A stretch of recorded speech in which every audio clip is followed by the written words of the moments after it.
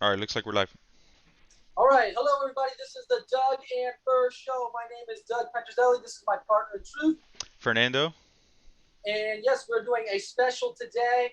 This is not our bi-weekly schedule program, but this is a special today because we've done some of these things in the past. We're going to do this regularly when there's something very relevant in the news, and we think that we need to speak to it. Then we're going to do that. So this is what we're doing today, and today's special is on the Afghanistan withdrawal. What are your thoughts on this, Fur? Well, honestly, when I heard about it, my first instinct was like, wow. Like, it was just kind of like like to me, it was kind of like funny but sad at the same time. And then the Uh more huh. news I saw on this, like the more I kept seeing, I just started to feel this like sadness. Sadness for our veterans, our troops, our people, and sadness for the people of Afghanistan that are either trying to flee or the ones that are stuck there and are going to have to deal with this terrible regime for God knows how Right. long. So those were my thoughts. I actually got upset. Like, you can ask my wife, she was sitting next to me when I was like, this is unbelievable. I can't believe this is happening. Right. People lost their lives. People are widows. They're gonna grow up without a father. uh Right. just all of that for nothing because the Taliban are in control once again. So Right. that Right. was just really sad, and I got upset. I'm not gonna lie. I got upset. I got upset that our Yeah. tax dollars are now being used by the Taliban against Right. us. So Right. Yeah. I equally find myself upset too, but I do want to do. I want to play both sides of the same coin because I think it's important for us to be objective to point out maybe what the other side's thinking. Even though I do disagree with the withdrawal, I want to talk a little bit before we get into where we're, not just leaning politically and what we should do, but I think this is also very emotional. It is for me. yeah, as humans. It definitely sounds like it is for you because it's more of a human rights more than even politics goes. But I want to talk about real quick the side that says we should withdraw because this is an endless war. Bring our troops home. They're dying for nothing. I found sympathy to that side to a degree, saying, hey, we have these soldiers over there.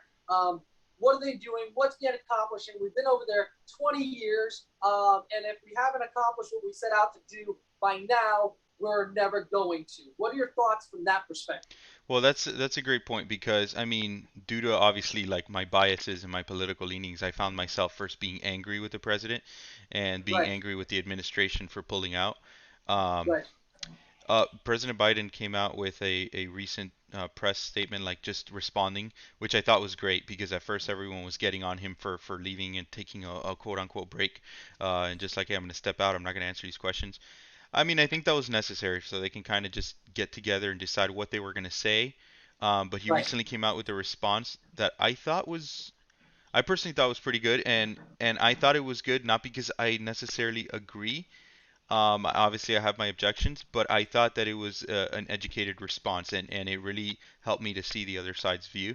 If you're not aware, his response was basically along the lines of, "We did everything we could, and we equipped their government to handle. Like, it's not our job to be sustaining their government. We did that for 20 years. We equipped them.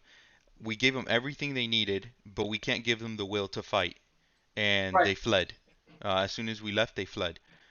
So that's not on us. And I gotta right, say, I really understood that point, and I took to it. Sorry, my brother's calling me. I really understood that point, and I completely get it, and I think it's a good response. And he has a point. They have a lot of good points. That brings up the question of, should do we have the responsibility as the United States of America to be the world police? And right, I think that's kind of where that line splits down the middle, right? right. So I'll let you say your thoughts on President Biden's response, the whole situation, and then we'll get onto that topic of whether we have the responsibility to be the world police or not. I'll share my thoughts and my opinions and why I believe what I believe. Right. So go ahead. Right. No, I will say I appreciate the response. I can understand and sympathize with why someone would come to the conclusion that we should pull out from that perspective. And if that's the only perspective I had, and I couldn't see anything else, I would wholeheartedly agree with it. I would say, you know what, we're spending all this money over here. What are we doing? What are we accomplishing? Soldiers are dying, and I want to get into actual money and deaths of soldiers a little bit later. But this is the perspective coming from even me as a conservative. that wants to see, us not just conserve our values here at home, but I believe that the values of America are universal. Liberty, e pluribus unum, which is for many one, and in God we trust.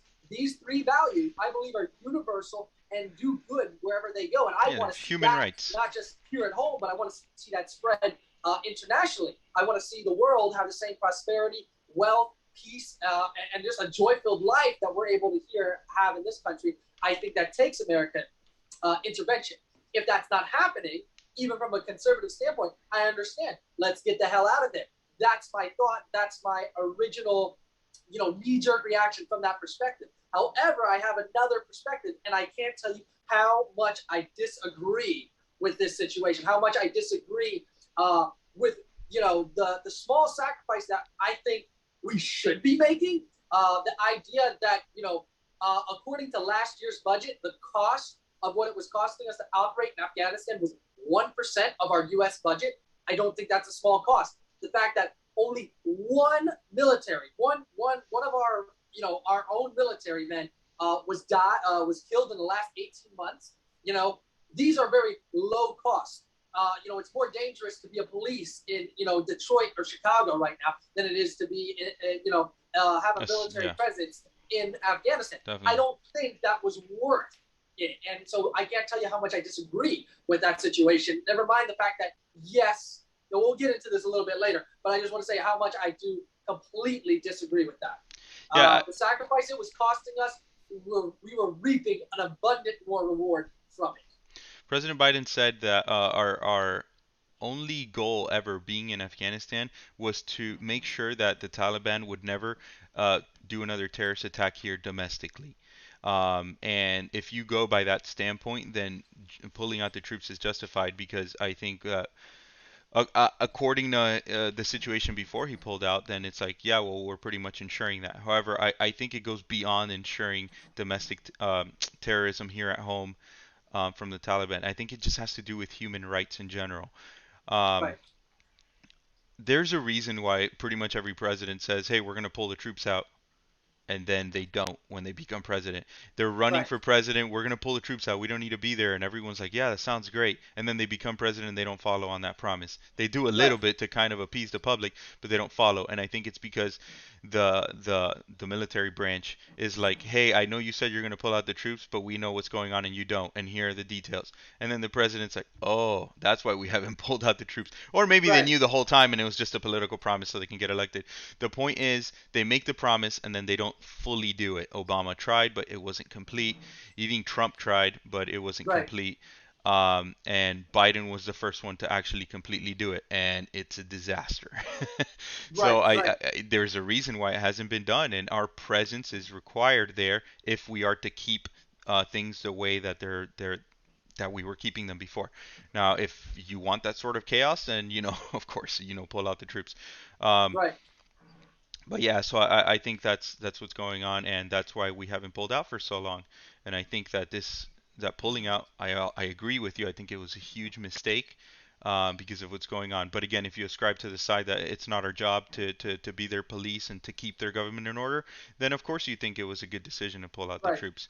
I do think it was unfortunate that he said the likelihood of the Taliban taking over, it's highly unlikely. We're not going to need to escort people out of helicopters. So if you're unaware, Biden a couple like when the evacuation of the troops first started, he said that he was asked like, what's the likelihood of the Taliban taking over if we pull out? He said it's highly unlikely.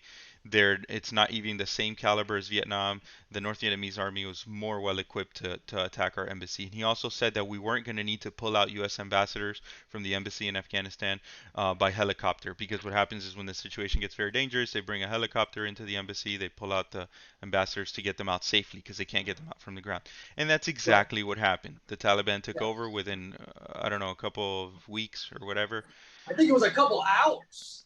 And I started earlier actually. It started, but yes, the big portion of it happened very quickly.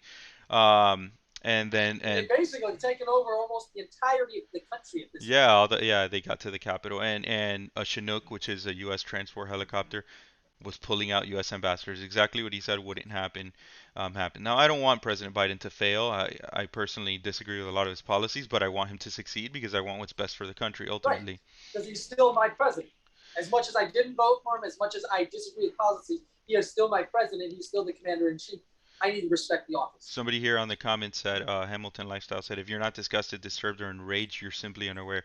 And I got to say, we've done a lot of research to prepare for what's going on, and I am disgusted because I believe in human rights, and I am Right, disturbed because I believe in human rights. What we're simply doing, Hamilton Lifestyle, is we're acknowledging what the other side may believe, and we're trying to say, hey, if you believe this stuff, we understand why you believe it, and we're presenting why we disagree, and hopefully with this acknowledgement and sympathy toward the other side, they can extend the same sympathy towards us and the same acknowledgement. If we just attack the other side and say, oh, you're wrong, you're wrong, you're wrong, then they're never going to listen to us. So right, we acknowledge that we have to understand what you're saying. We have to understand your viewpoint if we're to have this open discussion. And if we don't, I mean, if you're looking for us to be the type of podcast that just completely Republican and completely attacks the other side, we're not that type of podcast. right, We're the right, right, podcast that's going to listen to the other side because we're trying to influence our culture, right? We at the same coin that we want you to understand us, we want to understand you because we know that we're not right, 100% right. So, okay, so that's my thoughts on why I think it was a bad idea to pull out.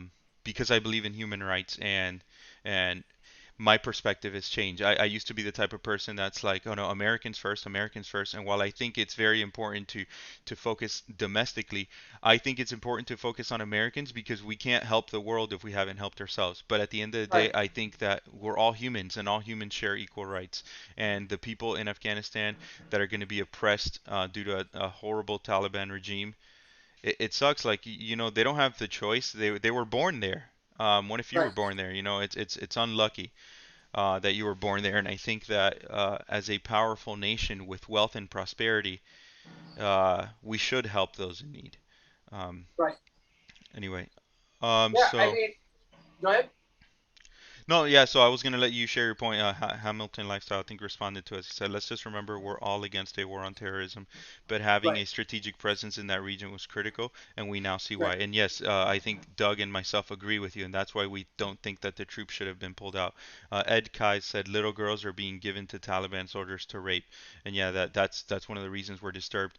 We also right, acknowledge that that happens in war, that happens all the time, and we're simply unaware of it. Military servicemen that are deployed, they're aware of these horrors. They know what's going on, and we right, want to just point that out. Like, hey, this stuff happens, and we're unaware of it a lot of times. Our eyes are just closed, and like this stuff is happening throughout the world, especially there. And now it's going to happen even more because the Taliban regime believes in marrying 13-year-olds and arranged marriages. right, And here, have my daughter for three goats, and she's 13. That's rape. right, So like this is the kind of stuff that's happening, and that's why I right, don't think right. we should have Never, pulled never out. mind. Right, Yeah, we equipped their government to handle it, but we knew that they couldn't. And right, now these horrible things are happening when we could have prevented it by just staying there, as every right, military commander has suggested in the past. right. So And I think this is where we get into the topic of should we be the policeman of the world? And the point that I am going to unapologetically make is yes, I think we should. If we are actual people who want prosperity and we want good things for the world, it is a better off world entirely when we are the police. We have had troops in Germany since the end of World War II. We yeah, have had and troops Japan. in Japan since the end of World War II. We've had troops in Korea since the end of the Korean War. Where America's presence is creates peace. And when there's peace, that's the recipe for prosperity and democracy. And yes, that takes time. We're still there. We're still under thriving democracies that are very wealthy. We're still there. Yeah, And that's the cost of who we are. I don't think that that's something that we shouldn't do. yeah, You could say that, say that we're, colonizing. Well, I have to say, if I'm in a place that that's has not common. no human rights, I will be fully glad to be colonized for a place that's going to by another place that's going to give me human rights and help make the life of me and the life of my future generations better. I will totally be happy. Well, I don't think that's the The problem, traditional.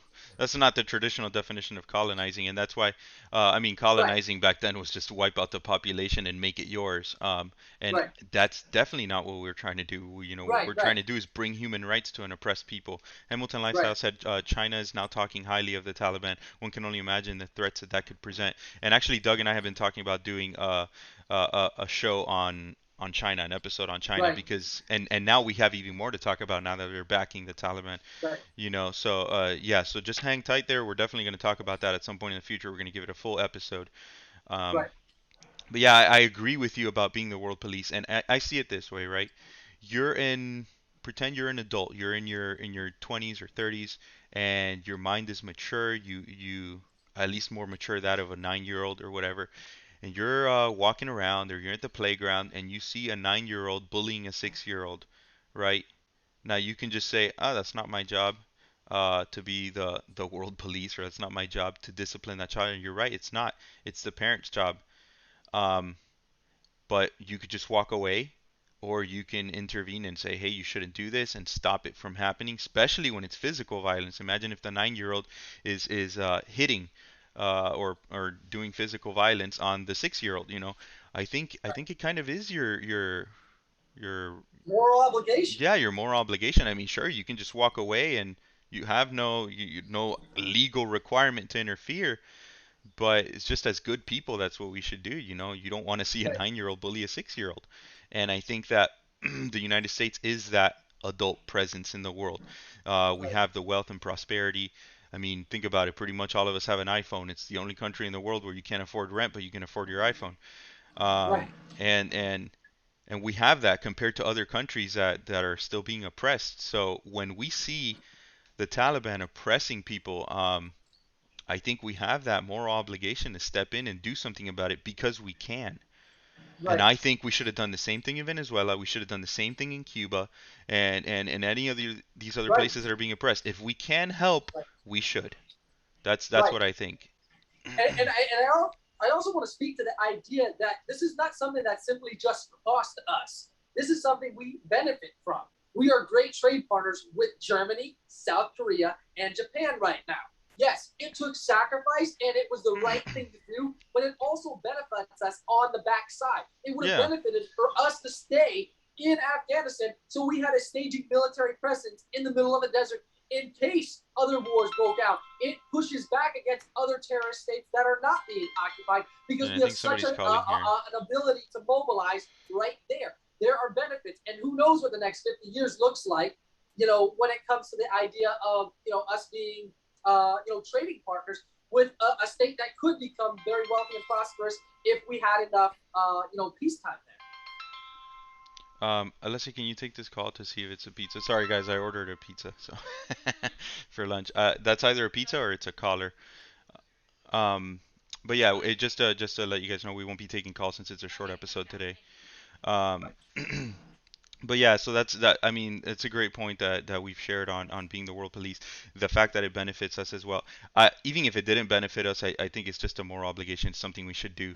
But but yeah, that's just a plus, right? And we shouldn't do it because it benefits us. We should do it because it's the right thing to do, in my right, opinion. right, Um, but yeah, so I just think that pulling out of Afghanistan is horrible, not only for us because of all the sacrifice that went into that, that basically just it was for nothing, but also for the people there. You see these people are hanging on to the side of aircraft. If you haven't seen it, right, the last aircraft, it was a C-17 from the United States, was pulling out of Kabul airport, and there were locals hanging on to the side of the plane. A couple of them died because as the plane took off, they weren't able to hang on or whatever. A couple of them, they're that desperate to avoid the right, Taliban regime that they rather die than be there. So right, that's just sad. I mean, imagine if you were born there, and that's you, that's your family member, and you have to deal with that because you know it's just very sad. So that's just my opinion on that. I right, will acknowledge the fact that President Biden has started to send troops again. I think he sent 6,000 so far back into the region, and I hope that that continues, and I hope that we right, establish that again. I know that under President Trump, 90% of ISIS was eradicated, and I hope that this has been a wake-up call and that he takes it very seriously and he continues to push for the eradication of ISIS. right. So those I are my can't agree thoughts. more. I think I've said everything I need to say. If Yeah. you have any thoughts, DM us. You can let us know, and we can talk about this some more. Doug, do you have anything else? Nope, I'll just sign us off. Thank everybody else for joining in. Please, if you want to, watch us on or listen to us on any of our other platforms, such as Apple Podcasts, Spotify, YouTube, Facebook, we are there. Please let us know. Thank you for joining us on this special. This is the Doug and Fur Show. All right, signing off, guys. Bye.